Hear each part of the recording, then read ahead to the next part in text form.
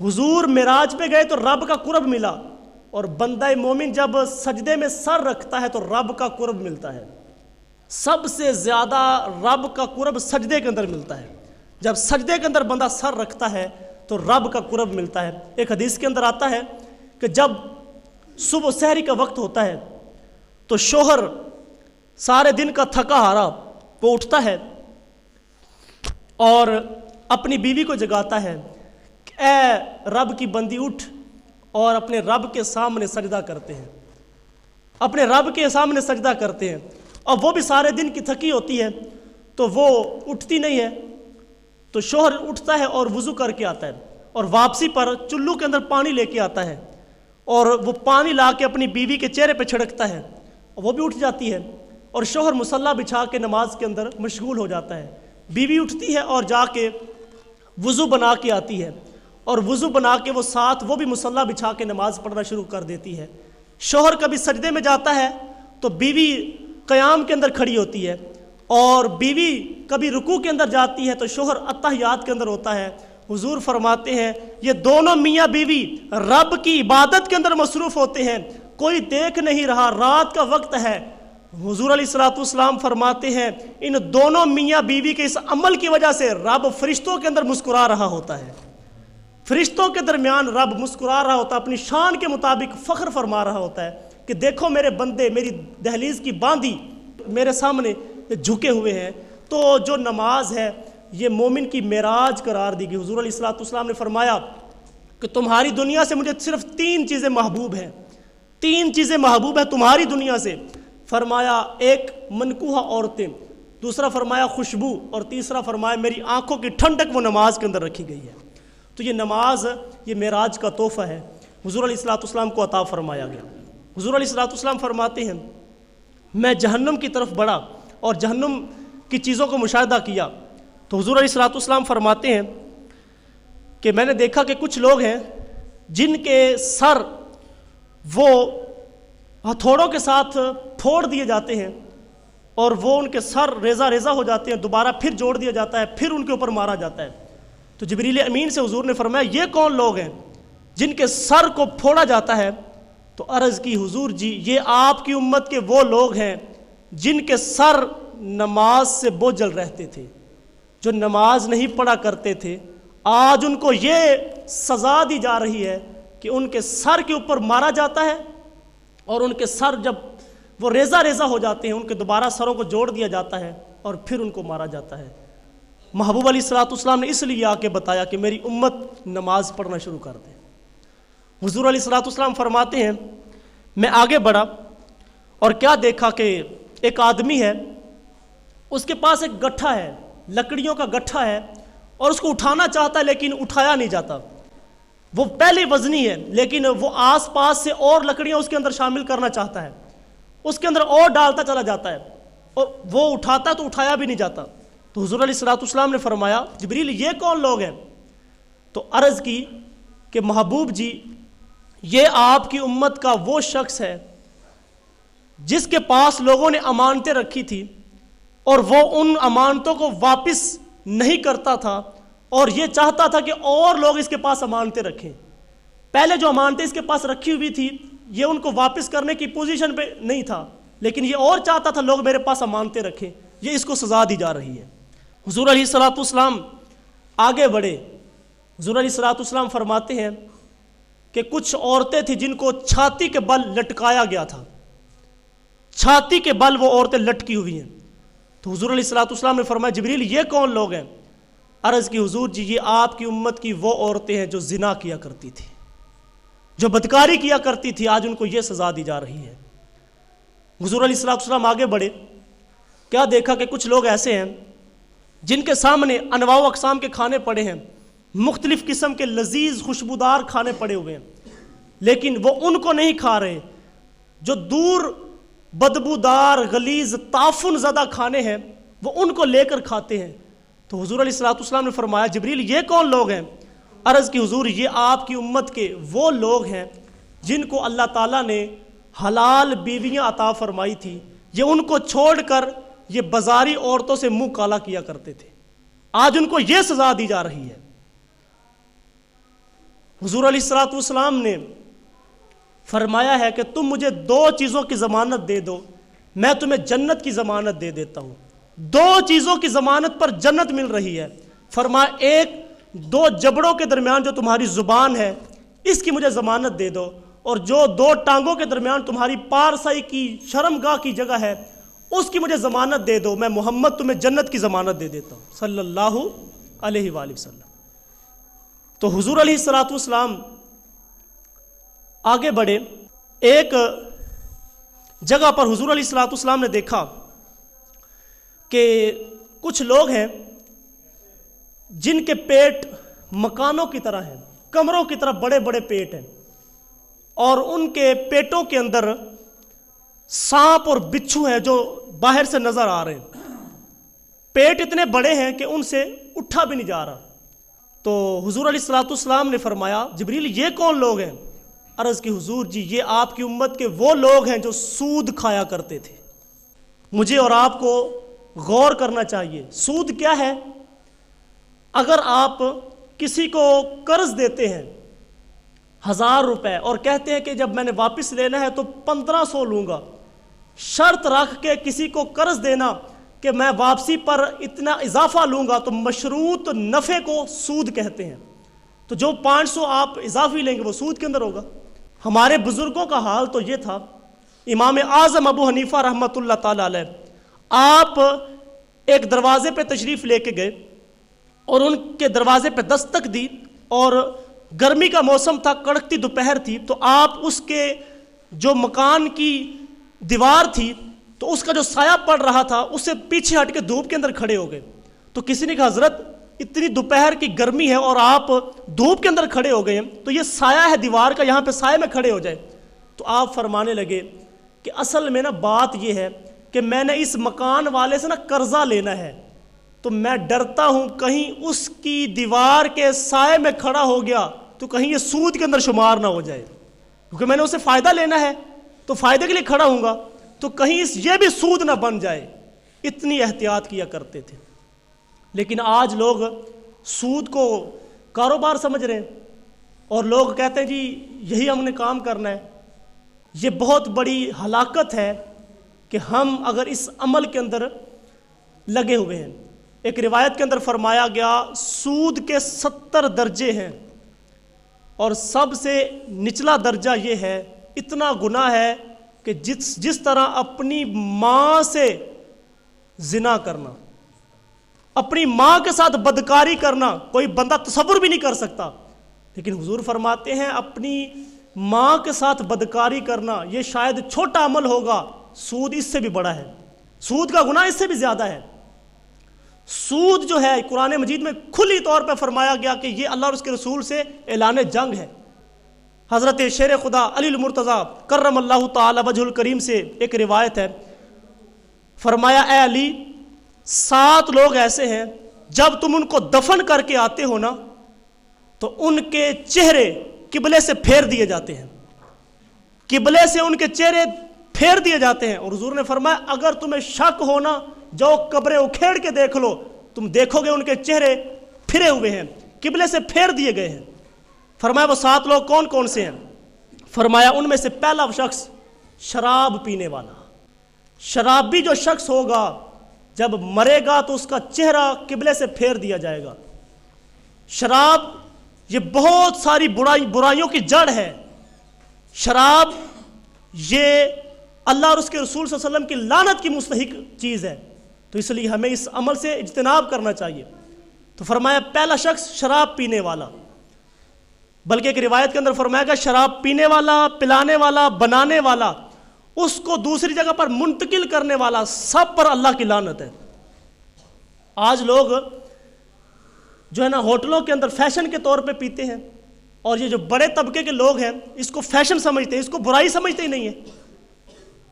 دوسرا حضور علیہ الصلوۃ والسلام نے فرمایا انسانوں کی خرید و فروخت کرنے والا، انسانوں کو بیچنے والا، کیونکہ پہلے انسانوں کو بیچا کرتے تھے، تو فرمایا کہ بردہ فروش جو ہوتا ہے، انسانوں کا سودا کرنے والا جو ہوتا ہے، اس کا چہرہ بھی قبلے سے پھیر دیا جائے گا۔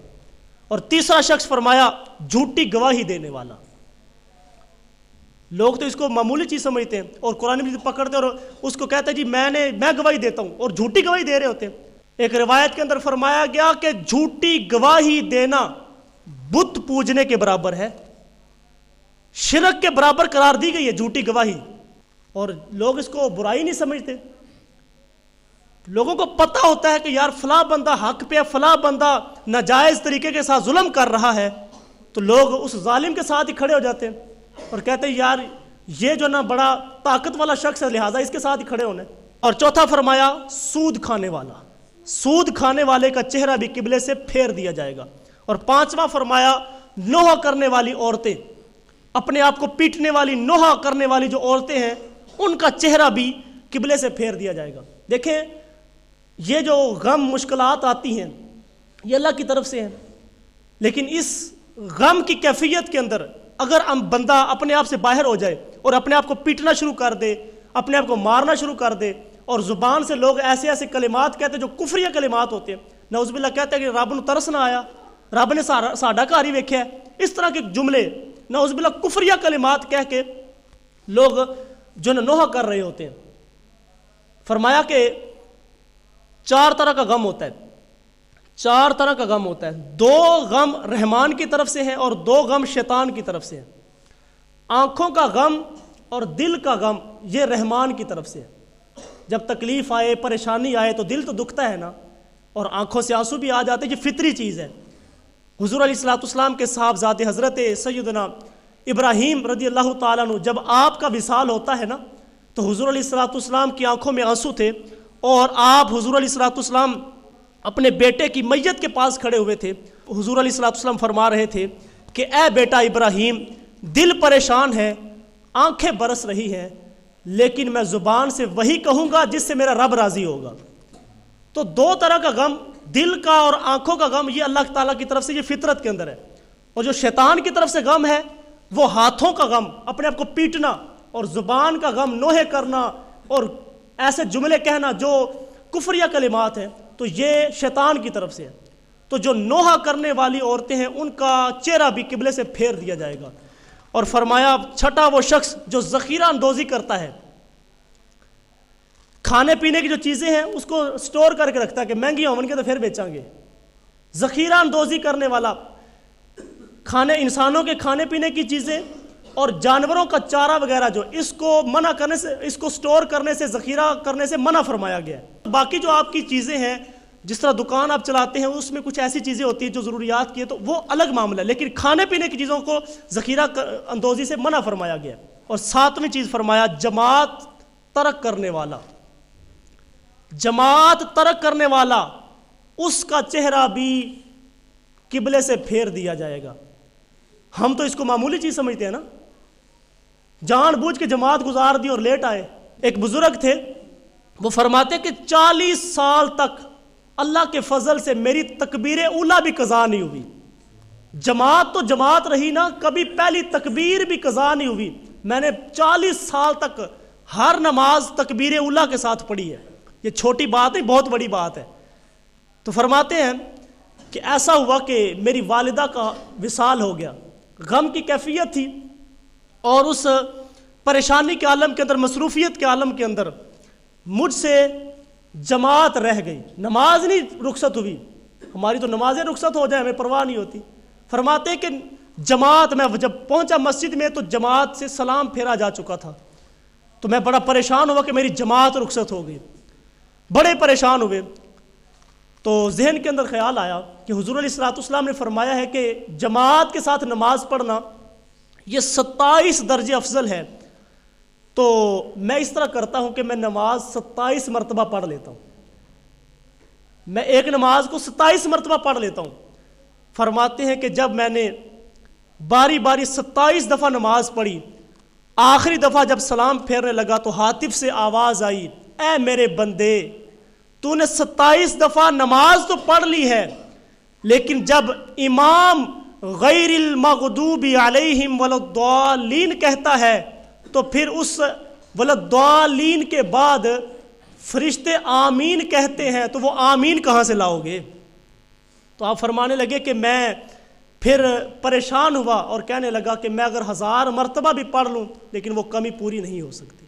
تو سود یہ اللہ تعالیٰ کی ناراضگی کا سبب ہے، اور حضور علیہ الصلوۃ والسلام فرماتے ہیں کہ ان کے پیٹ کمروں کی طرح بڑے ہوں گے اور ان کے اندر سانپ اور بچھو ہوں گے اور اس سے وہ بوجھ اٹھایا بھی نہیں جائے گا۔ یہ سود کی حرمت بیان فرمائی، لیکن ساتھ ہی حضور علیہ الصلوۃ والسلام نے جب مشاہدہ کیا تو جنت کا منظر بھی حضور نے بیان فرمایا۔ جنت کے اندر میں نے کیا دیکھا کہ جنت کے دروازے پہ لکھا ہوا تھا کہ صدقہ دینے والے کو 10 گنا ثواب دیا جائے گا اور قرض دینے والے کو 18 گنا ثواب دیا جائے گا۔ قرض دے کے اس سے شرط کے ساتھ پیسے لینا، زیادہ لینا، تو یہ سود ہوگا نا۔